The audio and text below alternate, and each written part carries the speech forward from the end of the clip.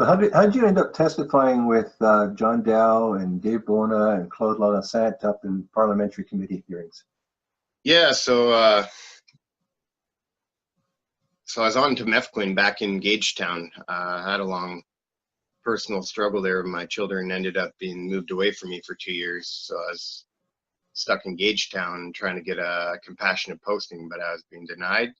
Yeah. So my kids were back in Owenstown, Meaford area. I was in the Fredericton area of New Brunswick. So it took me 2 years, and I ended up coming back to Ontario. And I started seeing online in the veteran groups that I was joining for peer support, a couple people talking about Mefloquine. I was like, Mefloquine, yeah, that's the stuff I was trying to raise awareness about before. So there was a period of time when my advocacy kind of stopped. Yeah. And I think it was just to do with the opposition that I met when trying to bring it forward in the medical community early on. So I was just like, whatever, I'm just going to try and do what they say. And I ended up getting an extended release because they were trying to test me for TBI and complex PTSD, and they had no idea what was wrong with me.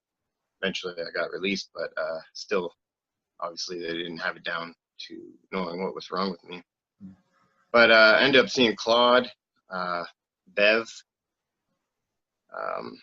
John Dow, Dave Bona, and all these people posting things and media coming out here and there, not like it is today, but more sporadic. And I ended up making a connection with Claude because I found out he was going to a Legion meeting, like a town hall with his member of parliament. So he asked for people to go down and support. So I drove down from Owen Sound to Kitchener to attend this Legion town hall with him. So we ended up being educated. I was pretty educated on Mefloquine, more than most people back then. So we kind of put the MP through the grinders with these veteran peers around us because he didn't want to end up looking like an idiot in front of veterans, on the issue. Yeah. So he had to pretend like he cared and he was going to look into it and move forward. But yeah, so I went down there and we had a successful meeting. We made some good connections and everyone was offering a lot of assistance and help through that group. And I guess that meant something to Claude that I took the time to go and support him. So that when he did his hunger strike after that, we continued to support each other through online means and whatever. So it's such a long story. Do you mind touching on Bev for a little bit?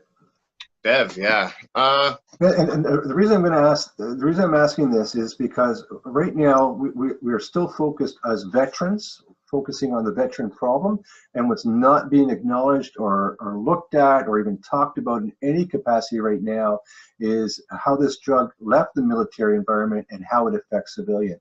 So she crosses that threshold for us. Yeah, that was one of my big concerns too. By listening to the last Veterans Affairs meeting there's been hundreds of thousands of prescriptions given out to the civilian market outside the military. So Bev was one of our civilian supporters, I guess you could say, who online, she was a drug advocate awareness person. Like it wasn't just Mefloquine that she was involved with. She had a lot of different drug issues through the big pharma industry. Yeah. Mefloquine caught her attention because she had a soft spot for veterans. So being in the military community herself through her family.